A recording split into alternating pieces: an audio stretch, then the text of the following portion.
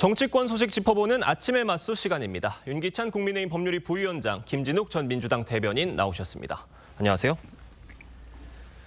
윤석열 대통령 탄핵 선고가 언제 나올지가 초미의 관심입니다. 헌재가 내일 최재 감사원장과 검사 3인의 탄핵 심판 선고를 하겠다고 했는데 헌재가 원래는 윤석열 대통령 사건을 최우선적으로 처리하겠다고 밝혔는데 지금 이 감사원장과 검사 3인에 대한 탄핵을 먼저 하겠다고 지금 얘기를 한 겁니다. 이걸 두고 헌재 내부에 어떤 기류 변화가 생긴 게 아니냐 이런 해석도 나오고 있거든요. 어떻게 보세요? 일단 상대적으로 윤 대통령에 대한 그 평의 절차가 길어지고 있다 이렇게 볼 수밖에 없는 거고요. 또 하나는 이제 검사, 최재호 감사원장 등의 경우에는 이미 사건이 성숙돼서 평결할 정도가 됐다는 거죠. 예. 이거를 끌 이유가 없는 거고 오히려 보면 윤석열 대통령 입장에서 보면 이전에 그 만국적 국가 위기를 얘기하면서 이제 탄핵 얘기를 했잖아요. 탄핵의 남발. 근데 그 탄핵들이 만약에 기각이 된다면 그러면 윤 대통령이 얘기했던 만국적 국가 위기를 민주당이 초래했다라는 부분이 어느 정도 설득력이 있는 거죠. 근데 이 검사, 감사원장 등의 탄핵이 만약 기각 인용이 된다면 예. 그런 명분이 좀 줄어들 것이고 따라서 앞선 검사 3인 등에 대해서 탄핵을 판결을 하지 않겠다라고 한 부분은 오히려 이상한 거예요. 왜냐하면 그걸 명확히 해줘야지만 나머지 국민적 판단이 설 기준이 주어지는 거기 때문에 저는 개인적으로 뭔가 정치적 고려를 했다고 보기보다는 먼저 다 판결이 끝난 사건부터 하는 거다 이렇게 보고 싶습니다. 내일 선고 결과가 좀 어떻게 나올 것으로 예측하시는 부분이 있으세요? 그거는 이제 심리 진행 그 과정을 보면 최재 감사원장의 경우에는 사실은 3시간 만에 끝났나요? 그랬거든요. 예. 그렇기 때문에 그분은 저는 특별한 문제가 없이 기각될 걸로 보이고 만장일치가 정답인데 아마 또 여기서 4대4 이렇게 나오게 되면 이거 헌재가 사실은 또 일정 기준을 갖고 모든 사건을 보는 게 아닌가라는 오해를 살 수도 있는 여지가 있고 검사 사건의 경우에도 한 길 더 신문까지 진행이 됐지만 예. 실제 이게 그 준비 서면과 처음에 소추 의결서의 기재 내용도 다르고 하기 때문에 문제가 많아요. 또 하나는 검찰총장의 경우에는 아시다시피 이게 그 중앙지검장의 경우에는 예. 도이치모터스 사건에 대해서 레드팀까지 가동해가지고 결론을 낸 거잖아요. 이걸 갖다가 만약에 탄핵 사유가 된다 그러면 대한민국 불기소하거나 기소유예하는 것들은 전부 다 탄핵 사유가 돼야 된다. 그래서 아마 이 부분도 8대 0이 나와야 된다 이렇게 생각합니다. 김진욱 대변인은 어떻게 예상하십니까? 일단 내일 기각이 될지 상황은 좀 더 지켜봐야 됩니다. 최종적으로 어떤 그 결정을 헌재에서 할지는 좀 지켜봐야 될 것 같고요. 제가 볼 때는 지금 헌법재판소에서 어떤 결정을 내린다고 하더라도 그것이 설령 기각 결정이 나온다고 하더라도 예. 그것이 바로 윤석열 대통령의 비상계엄에 대한 정당성을 의미하지는 않는다라고 보여질 것 같고요. 또 헌법재판소에서 아무리 기각 결정을 내린다고 하더라도 또 민주당이나 야당들 입장에서 보면 이 합법적인 절차에 의해서 헌법상 보장되어 있는 이 견제, 행정부에 대한 견제 수단인 탄핵이라는 방식을 통해서 행정부를 견제할 수밖에 없었던 그런 명목상의 이유 이런 부분들은 분명히 있는 것이다라는 부분에 있어서는 큰 의미가 있을 수 있다고 보고 내일 이제 이 감사원장 부분하고 또 예. 3명의 검사에 대한 부분을 지금 예고를 해놓은 상황이기 때문에 아마 이번 주에 윤석열 대통령에 대한 선고는 이루어지기가 좀 어렵지 않겠는가 하는 것이 일반적인 전망입니다. 헌법재판소가 만들어지고 난 이후에 1995년도에 연속해서 이틀 연속으로 어떤 결정을 한 이후로 지금까지 한 30여 년 넘게 이런 과정들 연속해서 이런 선고를 한 경험이 없기 때문에 아마 이번에 그 선고가 내일 이루어지고 난다면 다음 주 중에 이루어지지 않겠냐 이런 전망들이 우세한데 저는 다음 주에 한덕수 국무총리와의 이 선고가 같은 날 병합해서 이루어질 가능성이 있겠다라고 좀 예측을 해보는데요. 그 이유 중에 하나는 한덕수 국무총리에 대한 이 탄핵 이유가 윤석열 대통령의 탄핵 이유와 이렇게 좀 겹치는 부분들이 있기 때문에 이 부분을 굳이 나눠서 할 이유가 없고요. 지금 2024년도에 9건의 탄핵이 있었습니다. 그게 1호가 방통위원장인 예. 이진숙 방통위원장이었고 2호가 지금 내일 이제 그 결정이 된 최재 감사원장 3호부터 5호까지가 세 분의 검사 그리고 이제 지금 박성재 그 법무부 장관은 다음 주 화요일 18일 날 이 변론 기일이 잡혀 있고 그다음이 이제 조기호 경찰청장인데 여기는 아직 변론 기일이 잡혀 있지 않아요. 예. 그래서 윤석열 대통령 그리고 마지막이 이 한덕수 국무총리와 관련된 탄핵이기 때문에 이런 순서적으로 지금 봤을 때는 충분히 예. 대통령에 대한 탄핵 선고가 다음 주 중에는 이루어질 수 있겠다 이런 예측을 해봅니다. 알겠습니다. 민주당 박지원 의원은요. 헌재가 예고 없이 14일에 탄핵 심판 선고를 할 수도 있다. 이런 얘기를 했는데 목소리 직접 들어보겠습니다. 이번 14일 금요일까지 선고를 하지 않으면은 이번 주말을 대한민국은 찬반으로 완전히 뒤집어지는데 이러한 혼란을 막을 수 있는 기관은 오직 헌법재판소밖에 없어요. 이번 14일 선고는 그렇게 예고하지 않고 하루 전에도 하지 않고 전격적으로 할 수 있다. 그러니까 요지는 이건 것 같아요. 헌재가 이번 주말을 넘기지는 않을 것이다. 이런 얘기이고 헌재가 뭐 하루 전에도 전격적으로 발표를 할 수 있다. 이런 얘기인데 어떻게 보세요? 그 사실상 힘들죠. 왜냐하면 또 저런 그 이전에 해왔던 관행을 어기면서 하게 되면 예. 또 다른 이제 절차적인 부당성 문제가 불거질 것이고 박 전 의원님 저런 말씀에 따르면 사실 헌재가 판결을 하고 판결 내용을 아예 비공개하죠. 앞뒤가 안 맞는 말씀이고요. 그다음에 이제 민주당에서 탄핵을 지속적으로 하고 있는데 전부 다 기각되고 있잖아요. 그러니까 최재형 감사원장 아까 말씀 주셨지만 최 감사원장 같은 경우는 주된 탄핵 사유가 왜 하필 전임 정부 감사만 비리만 감사하느냐예요. 이 표적 감사라는 단어를 쓰고 있지만 그래서 정치적 중미 의무 위반이라는 건데 거꾸로 얘기하면 문재인 정부의 비리를 감사하는 감사원장에 대해서 탄핵을 한다는 것 자체가 정치적 중미 의무 위반이죠. 예. 그래서 저 부분은 감사원장의 어떤 위법함이 있기 때문이 아니고 감사원장의 감사 업무를 중단시키려고 하는 민주당의 정략적인 태도인데 문제는 이게 헌재에서 기각된다 하더라도 그만큼 직무정지가 되기 때문에 그걸 노린 거잖아요. 그러니까 이건 사실은 이제 국정 마비를 초래하는 거라는 의미가 드는 것이고 또 하나는 이런 졸속 탄핵에 대해서 어떤 결론이 있게 되면 여기에 대한 그 해당 정당이나 국회의원들은 책임을 져야 되는 게 아닌가 최소한 윤리위 회부라도 하든가 아니면 사과라도 하든가 해야 되는 건데 예. 전혀 그런 거 없이 정략적 목적의 탄핵을 남발하게 되면 이거를 어떻게 막아야 되는 거죠. 따라서 더 나아가서는 제도적 어떤 뭐 장비까지 초래해야 된다 이렇게 생각합니다. 그러니까 내일 결과가 나올 사건들의 그 결과들을 저희가 지켜는 봐야겠습니다. 몇 대 몇으로 나오는지도 저희가 봐야 될 문제인데 결과적으로 기각이 된다고 한다면은 결국 여권에서는 민주당이 명분 없는 탄핵을 또 했다 이런 식의 지적이 나올 것 같거든요. 어떻게 보세요? 글쎄요. 뭐 그렇게 지적할 수도 있을 것 같습니다. 그러나 지금 제가 좀 전에도 말씀을 드렸습니다만 네. 이 탄핵이라는 제도는 이 헌법상에 명시되어 있는 야당이 또 국회가 행정부를 견제하기 위해서 갖고 있는 합법적인 권한입니다. 그 합법적인 권한 내에서 행정부의 잘못을 지적하는 책임을 묻는 이런 방식을 무조건적으로 하지 마라. 그러니까 무조건 이 인용이 되지 않으면 의미가 없는 것이다. 이렇게 주장할 수는 없는 것 같고요. 예. 그런 차원에서 예를 들면 이상민 전 행안부 장관에 대한 탄핵이라든지 안동환 검사에 대한 탄핵이라든지 이런 부분 기각은 됐습니다만 당시에 누군가는 책임을 져야 되는 상황이 있었고 그런 도의적인 책임이라도 헌법재판소에서 탄핵이라는 심판을 통해서 누군가 이 정부가 잘못하고 있는 부분이 있다면 책임을 져야 된다는 분위기는 분명히 있었다. 그런 측면에서 보면 이 헌법재판소에서의 탄핵이 기각된다고 해서 그것이 바로 윤석열 대통령의 비상계엄이 정당화되고 합법화되는 그런 논리로 사용될 수는 없다라는 측면에서 보면 결국 이 국회도 탄핵에 대해서는 신중해야 할 필요가 있습니다만 그 부분이 아무런 의미가 없는 것이기 때문에 탄핵을 하면 안 된다 이런 결론으로 내려지면 것은 좀 바람직하지 않다 이렇게 봅니다. 근데 이제 사실은 저희가 해임건이라는 거는 국무위원들을 상대로 해서 그건 예. 정치적인 책임 추궁이니까 그거는 사실은 특별한 사유가 없고 그 사유가 부당하다 하더라도 이 부분은 뭐 할 수 있어요.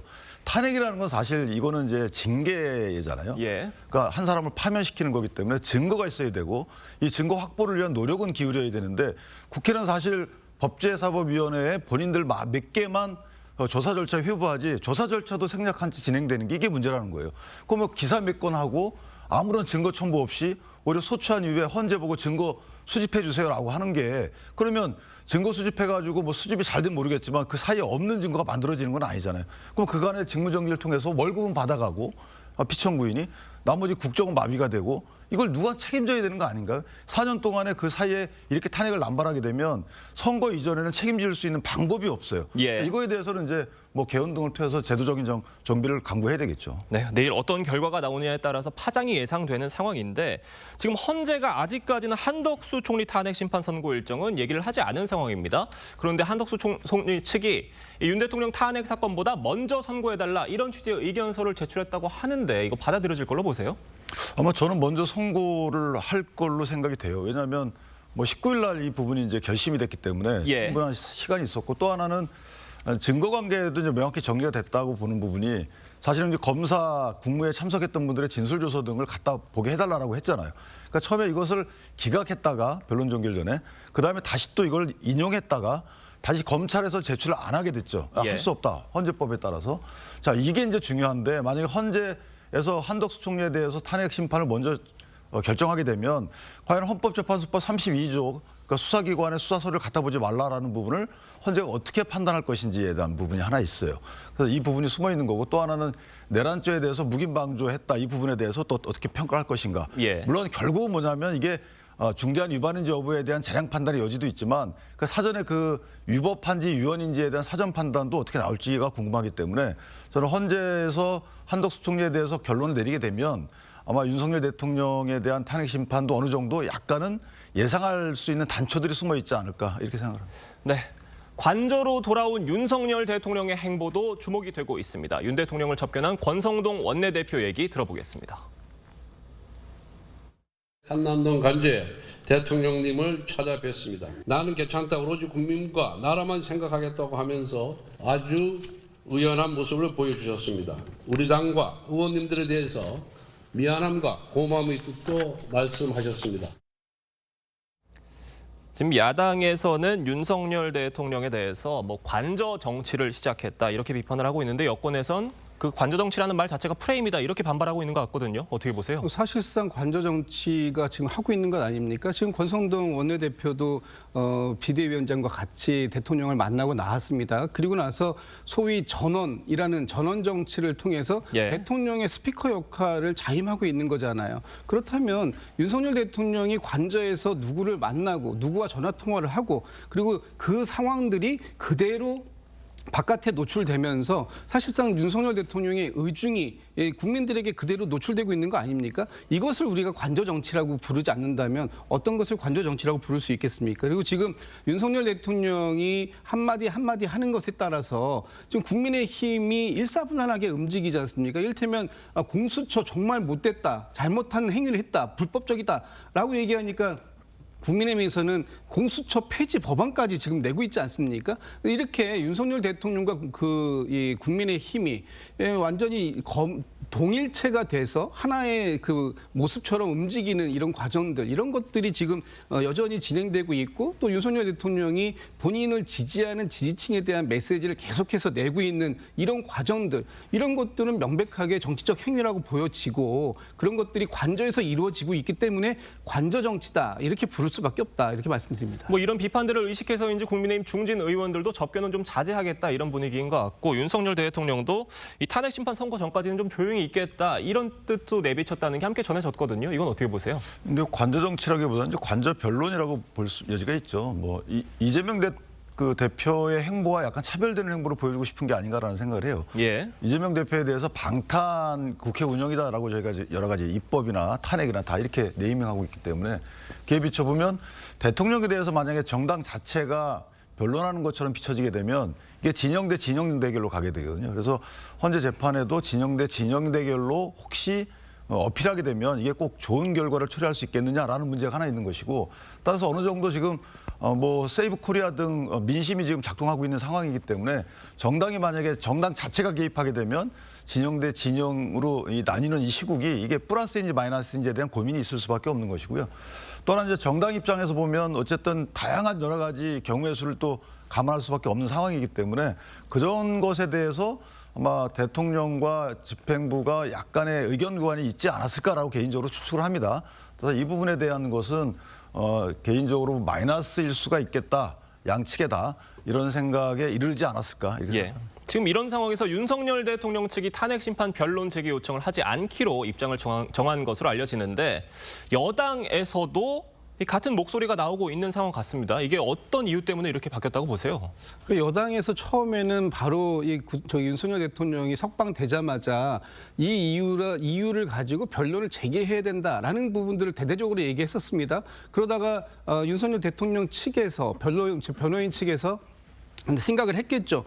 지금 윤석열 대통령이 구속이 취소된 사유 그 중에 하나인 공수처가 수사 권한이 없다라고 하는 부분이 정말로 이 헌법재판소에서 이 변론을 제기할 정도의 영향력이 있었다면 이것은 윤석열 대통령 측에서 오히려 먼저 나서서 헌법재판소에 변론을 제기해달라는 요청을 하지 않았겠습니까? 그런데 그럴 가능성이 별로 없다고 판단한 것이고요. 그리고 변론을 제기하게 되면 지금 헌법재판관 마은혁 후보자에 대한 임명을 하지 않고 있는 것 이것은 이미 위헌 판결을 재판소에서 내렸기 때문에 이 부분에 대한 부분을 다시 한번 지금 계속 요청을 받을 것이고 그리고 그것이 받아들여지게 될 경우에 마은혁 후보자가 변론을 제기함과 동시에 변론 참여하게 되고 거기에 변론이 갱신되는 과정들 속에서 마은혁 후보자가 참여하는 순간 이미 탄핵 인용에 한 표가 추가될 수 있다라는 어떤 그런 이제 그 계산이 나왔기 때문에 오히려 지금 상태에서는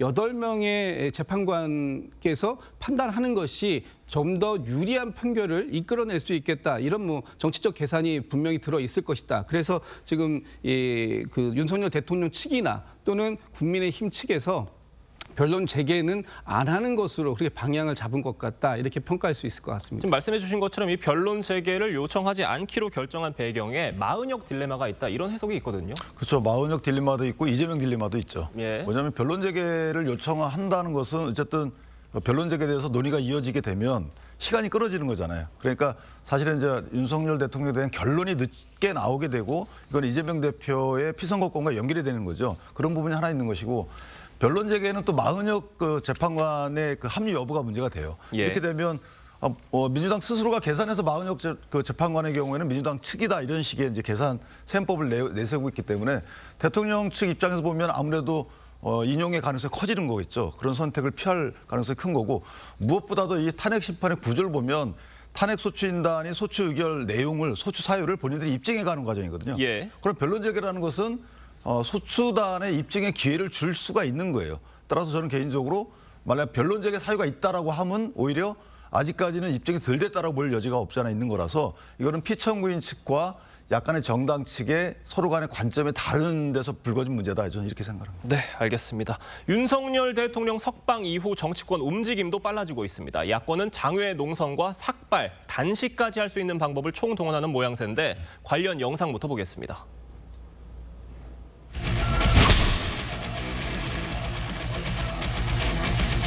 우리가 힘을 합하면은 무엇이든지 해낼 수가 있습니다. 윤석열을 파면시킬 수 있습니다. 힘을 모아야 합니다. 광장에서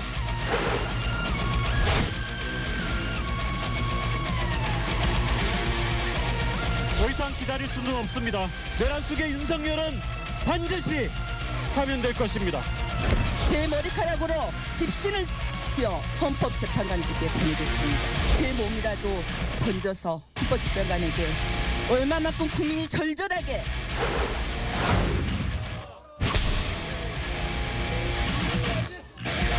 이제는 윤석열을 즉각 파면하라.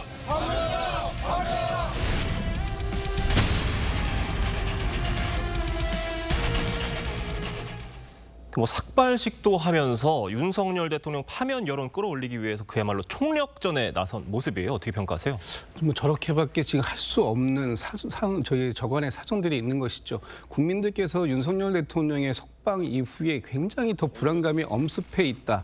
마치 윤석열 대통령은 지금 석방된 것이 이 비상계엄에 대한 내란 우두머리 혐의에 대한 무죄를 받은 것처럼 이렇게 인식하는 부분들이 있는 것 같다. 지금 단지 그것은 절차상의 문제라는 것을 지적하고 그리고 윤석열 대통령이 불구속 상태에서 재판을 받을 수 있는 그런 환경의 변화에 지나지 않고 지금 윤석열 대통령이 이 비상계엄에 대해서 완전히 헌법재판소에서까지 기각 결정이 나오지 않는 것이냐 나오지 않을까 이런 부분들에 대한 이 불안감들이 있는 것이고요. 거기에 이미 국민들께서 먼저 거리에서 이렇게 그 불안감들을 짙게 호소하고 있는데 국회의원들이 야5당의 국회의원들이 저 불안감을 받아들이지 못하는 그런 모습은 안 된다. 국민과 함께 하겠다. 이런 모습들 때문에 지금 이 단식 또는 이 삭발식을 하고 있는 것이고요. 어제 그 좀 황당한 저 결정이 대법에서 하나 있었더라고요. 윤석열 대통령의 구속 취소 사유 중에 하나인 이 구속 기간을 그 날짜가 그동안의 관행이었던 날짜가 아니라 시간으로 해석하는 것이 맞다라고 대법이 인정해서 이 심우정 검찰총장이 지휘까지 한 거 아닙니까? 그런데 대검이 어제 일선 검찰청에다 내려보낸 지휘 구속 기간에 대해서는 그동안의 관행대로 시간이 아닌 날로 계산해라라고 내려보냈어요. 그렇다면 이것은 윤석열 대통령 한 사람만을 위한 사법적 특혜를 심우정 검찰총장이 제시한 것이고 그것에 대해서 검찰이 맹목적으로 조직의 이익, 조직의 이 목표보다는 윤석열 대통령을 지키기 위해서 검찰이 스스로가 자기의 스스로의 권한을 포기한 것이다. 이런 비판이 지금 나올 수밖에 없는 상황에 이르렀고 이런 여러 가지 것들이 윤석열 대통령에 대한 탄핵이 빠르게 이루어져야 된다라는 공감대에 기름을 좀 부은 것이 아닌가 싶습니다. 지금 뭐 검찰의 즉시항고 포기 논란까지 같이 언급을 해주셨는데 먼저 윤기찬 변호사님께 이 부분 여쭤보면 어제 삭발식 어떻게 보셨습니까? 지금 전진숙 의원은 삭발하고 나서 머리카락으로 집신을 지어서 헌법재판관들에게 보내겠다 이런 말까지 했거든요. 이번 어떻게 보세요? 글쎄요, 뭐 저도 왜 저러시는지 잘 이해가 안 되는 것이 이게 12년 만에 첫 천막농성도 하고 그러시는데 예.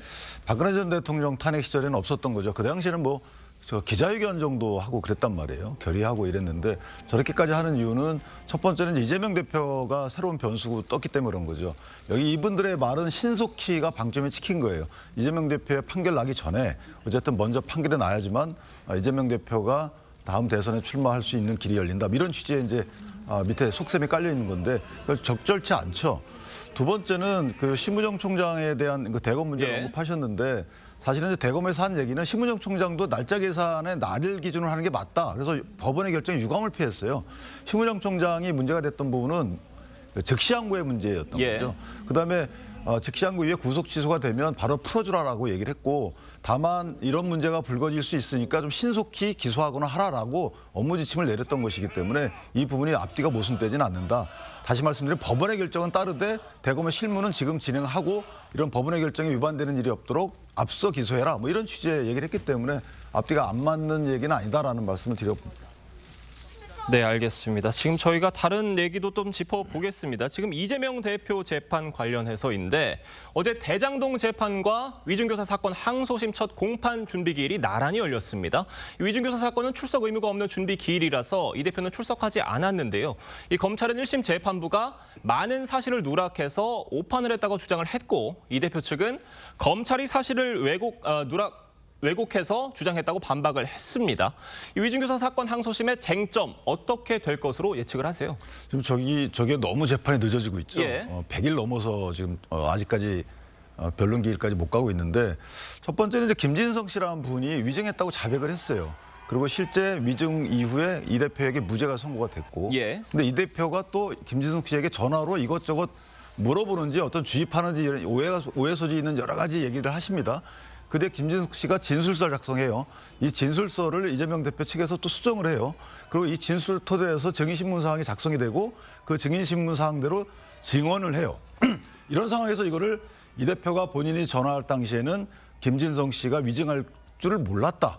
이게 글쎄 저는 쟁점이라고 보기보다는 상식적인 판단이 돌아온다면 저는 이 부분은 바로잡아지지 않을까라는 생각이 들고 무엇보다도 그 당시에 그 성남시 측과 KBS 측에서 모종의 협의가 있었다라는 부분이 없었다라는 것을 이재명 대표가 미리 알고 계셨거든요. 그럼에도 불구하고 있었다라는 증언을 이끌어내잖아요. 그러면 일단 허위라는 거죠. 서로 간에 허위 인식이 있었고.